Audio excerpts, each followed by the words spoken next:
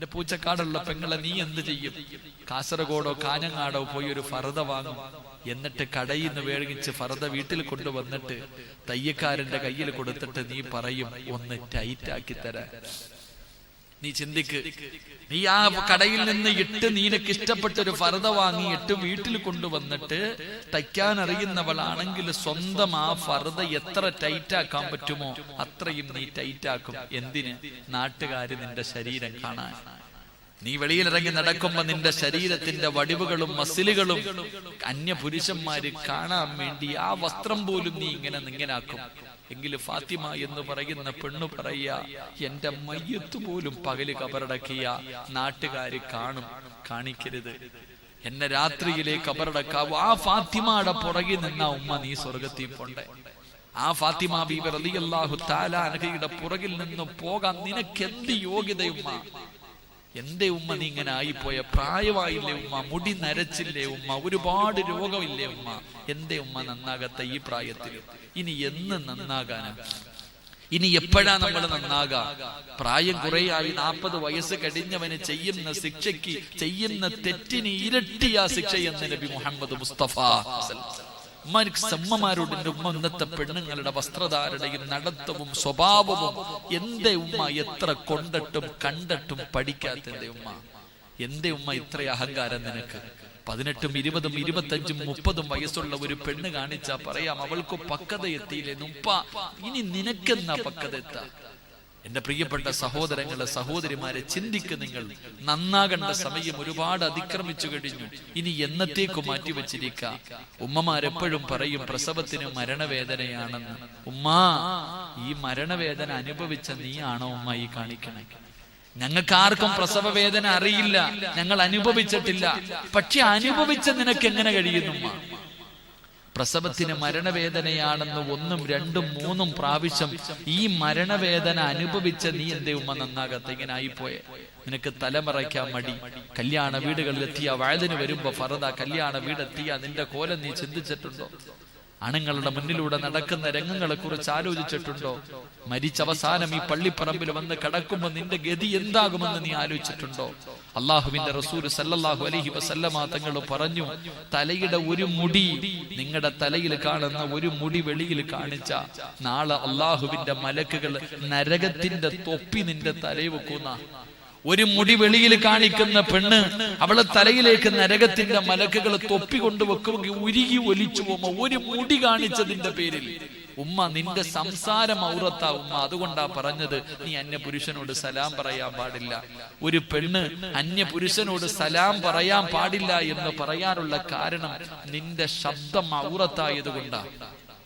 പക്ഷെ ഇന്നത്തെ നമ്മുടെ സഹോദരിമാർ, ഫാത്തിമ ബീബി റളിയല്ലാഹു തആല അൻഹ മയ്യത്ത് കൊണ്ടുപോകുന്ന സമയത്ത് പോലും 3 കഷ്ടം വെള്ള തുണിയിൽ പൊതിഞ്ഞ് കെട്ടിക്കൊണ്ടു പോകുമ്പോ എന്റെ ശരീരത്തിന്റെ വടിവ് മറ്റുള്ളവർ കാണാൻ സാധ്യതയുണ്ട്, അതുകൊണ്ട് എന്നെ അങ്ങനെ കബറടക്കരുത്, എന്നെ രാത്രിയിലെ അടക്കാവൂ എന്ന് തന്റെ പ്രിയപ്പെട്ട ഭർത്താവിനോട് മഹദിയായ ഫാത്തിമ ബീബി റളിയല്ലാഹു തആല അൻഹ പറഞ്ഞു കൊടുക്കുമ്പോ തന്റെ പൊന്നാര മക്കളെ കെട്ടിപ്പിടിച്ചു ചുംബനം കൊടുത്തു, എല്ലാവരോടും യാത്ര പറഞ്ഞു.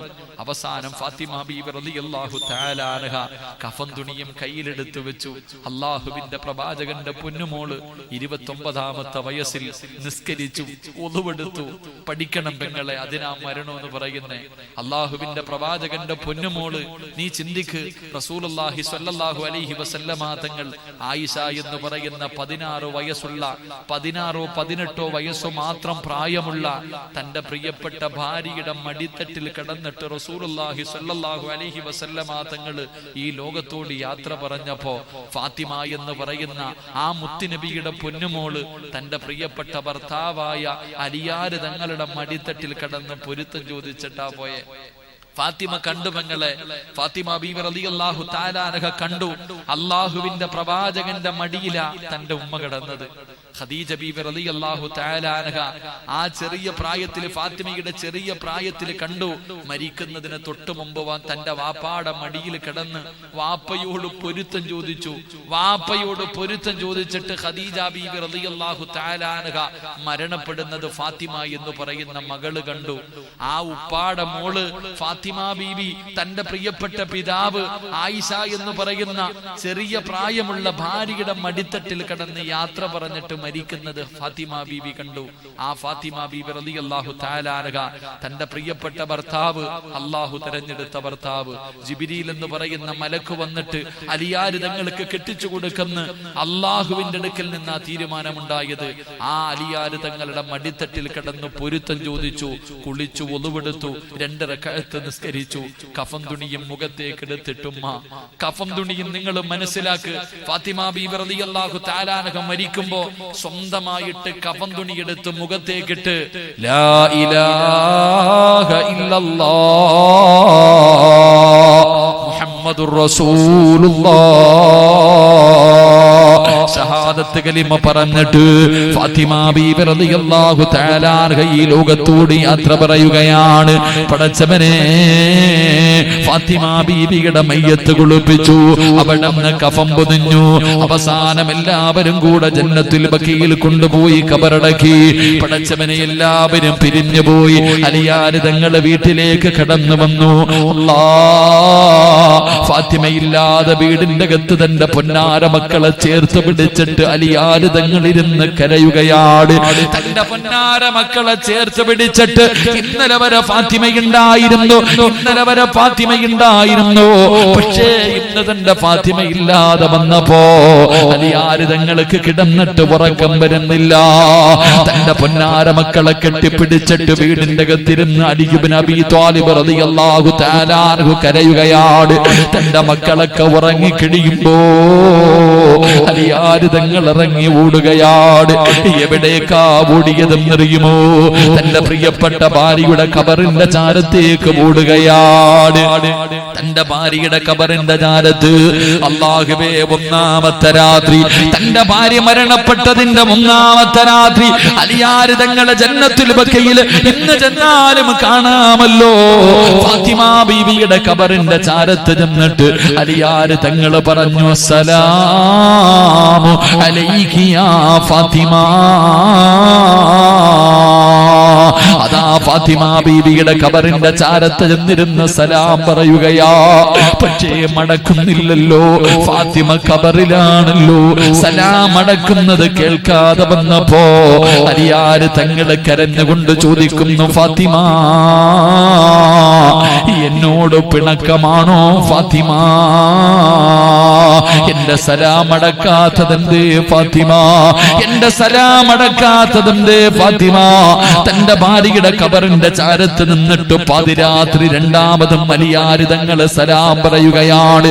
മണിയറയിൽ പിണങ്ങിക്കിടക്കുന്ന ഭാര്യയുടെ പിണക്കം മാറ്റുന്നത് പോലെ അലിയാര് തങ്ങള് 2ാമതും പറഞ്ഞു, പിണങ്ങല്ലേ ഫാത്തിമ, എന്റെ സലാം അടക്കു ഫാത്തിമ, എന്റെ സലാം അടക്കു ഫാത്തിമ. അലിയാര് തങ്ങളുടെ സലാം അടക്കാതെ വന്നപ്പോ ഖബറിന്റെ ചാരത്ത് ഇരിക്കുകയാ.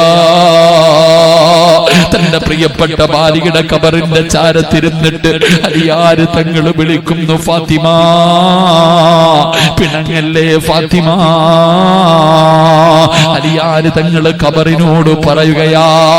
അതാ അലിയാര് തങ്ങൾ ഫാത്തിമ ബീബിയെ ഖബറടക്കിയ ആ ഖബറിന്റെ ചാരത്തിരുന്നിട്ട് ഖബറിനോട് ചോദിക്കുകയാ, എന്റെ ഫാത്തിമയ്ക്ക് എങ്ങനെയുണ്ട്? എന്റെ ഫാത്തിമയ്ക്ക് സുഖമാണോ? എന്റെ ഫാത്തിമയുടെ വിശേഷമൊന്ന് പറഞ്ഞു തരുവോ? പള്ളിക്കാട്ടിൽ കൊണ്ട് കബറടക്കിയിട്ട് 1ാമത്തെ രാത്രി ഭാര്യയുടെ ഖബറിന്റെ ചാരത്ത് ചെന്നിരുന്നിട്ട് ചോദിക്കുകയാ, എന്റെ ഫാത്തിമയ്ക്ക് എങ്ങനെയുണ്ട്?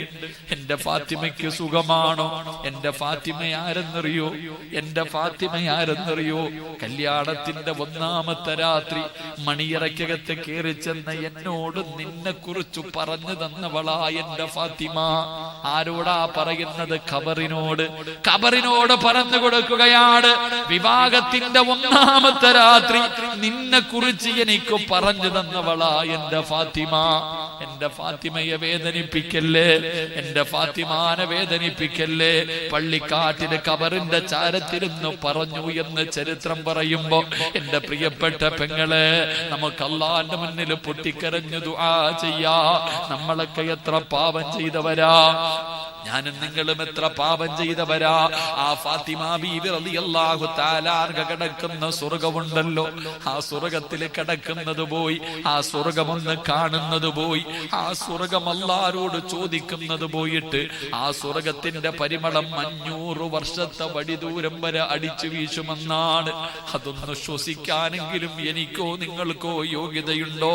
ഭർത്താവെന്ന് പറഞ്ഞ് നെളിഞ്ഞു നടക്കുന്ന നമുക്കാർക്കെങ്കിലും പറയാൻ കഴിയോ? സന്തോഷത്തോടെ ഇവിടെ ഇരുന്നിട്ട് പറയാൻ കഴിയോ? ഇന്ന് രാത്രി നീ മരിച്ചാ നിന്റെ ഭാര്യ നിനക്ക് പൊരുത്തം തരുമെന്ന് തോന്നുന്നുണ്ടോ? ഞാനും നിങ്ങളും ചെയ്തു കൂട്ടിയത് അങ്ങനെയാണല്ലോ. സ്വന്തം ഭാര്യയുടെ പൊരുത്തം പോലുമില്ലാതെ ഭർത്താവേ, ഏറ്റവും നല്ല മനുഷ്യൻ ആരെന്നറിയോ? ഈ കാണുന്ന പൂച്ചക്കാട് പള്ളിയുടെ പ്രസിഡന്റ് ആകുമ്പോഴല്ല, ഇവിടത്തെ ഇമാമാകുമ്പോഴല്ല, കമ്മിറ്റിക്കാരനാകുമ്പോഴല്ല, നാട്ടുകാര് മുഴുവനും ആദരിക്കുന്നവനാകുമ്പോഴല്ല, ഒരു മനുഷ്യൻ ഏറ്റവും നല്ല മനുഷ്യനാകുന്നത് എപ്പോഴെന്നറിയോ? സ്വന്തം ഭാര്യ നല്ലത് പറയുമ്പോഴാ. സ്വന്തം ഭാര്യ നിന്നെ കുറിച്ച് നല്ലത് പറയുമ്പോഴാടാ നീ ഒരു വിജയിയാകുന്നത്, നീ രക്ഷപ്പെടുന്നവനാകുന്നത്. അതുകൊണ്ട് എന്റെ പ്രിയപ്പെട്ടവരോട് പറയുകയാ, ഈ ചരിത്രത്തിൽ നീ അലിയാര് തങ്ങളെ പോലെയാകണം. അലിയാര് തങ്ങളുടെ സ്വഭാവം നിനക്കുണ്ടാകണം. അലിയാര് തങ്ങളെ പോലെ പഠിക്ക്. അല്ലാതെ പണമുള്ള തൊലിവെളുപ്പുള്ള ഒരു പെണ്ണിനെ കിട്ടുമ്പോ പെറ്റ തള്ളയെ മറന്നു പോകുന്നവനാ നമ്മള്. ഒരു പണക്കാരന്റെ മകളെ കിട്ടുമ്പോ അവള് പറയുന്നത് മുഴുവനും സ്വന്തം ഉമ്മാനെയും കൂടപ്പറപ്പിനെയും തെള്ളിക്കളഞ്ഞിട്ട് ഇറങ്ങി പോകുന്നവനാകരുത്. അള്ളാഹുവിന്റെ റസൂല് പറഞ്ഞു, ഒരു കാലത്തും സ്വർഗത്തിൽ കിടക്കാത്ത 3 വിഭാഗമുണ്ട്. ഒരിക്കലും അവര് സ്വർഗത്തിൽ കിടക്കില്ല. മുത്തുനബിയോട് സഹാബത്ത് ചോദിച്ചു, നബിയേ അവരാരാണ് നബിയേ? ഒരിക്കലും സ്വർഗത്തിൽ കിടക്കാത്ത 3 വിഭാഗമാരാ? മുത്തുനബി പറഞ്ഞു, ഒന്നാമത്തെ വിഭാഗമാരെന്നറിയോ? പെണ്ണിന്റെ വാക്ക് കേട്ട് ജീവിക്കുന്ന ഭർത്താവാ, പെണ്ണിന്റെ അടിമയായി കഴിയുന്ന ഭർത്താവ്. ഭാര്യ പറയുന്നതിനപ്പുറം ചലിക്കൂല, ഭാര്യ പറയുന്നതിനപ്പുറം ചലിക്കൂല. പടച്ചവനെ, ഭാര്യ മാത്രം പറയുന്നതനുസരിച്ച് ജീവിക്കുന്ന ചില ഭർത്താക്കന്മാരുണ്ട്. വാപ്പാനെ എന്ത് പറഞ്ഞാല്, ഉമ്മാനെ എന്ത് പറഞ്ഞാല്, ഭാര്യയുടെ വാക്ക് കേട്ടിട്ട് മാതാപിതാക്കൾക്കെതിരെ തിരിയുന്നവരുണ്ട്. മോനെ, ഉമ്മ മക്തൂം റളിയല്ലാഹു തആല അൻഹു, അല്ലാഹുവിന്റെ പ്രവാചകന്റെ നിങ്ങൾക്ക് ചരിത്രം അറിയുമല്ലോ. അല്ലാഹുവിന്റെ റസൂലിന്റെ സഹാബിയാണല്ലോ അൽകമ. മരിക്കുന്ന സമയത്ത് ലാ ഇലാഹ ഇല്ലല്ലാഹ് പറയാൻ നാവ് പൊങ്ങുന്നില്ല. സ്വഹാബികൾ പറഞ്ഞു, നബിയെ ലാ ഇലാഹ ഇല്ലല്ലാഹ് പറയാൻ പറ്റുന്നില്ല.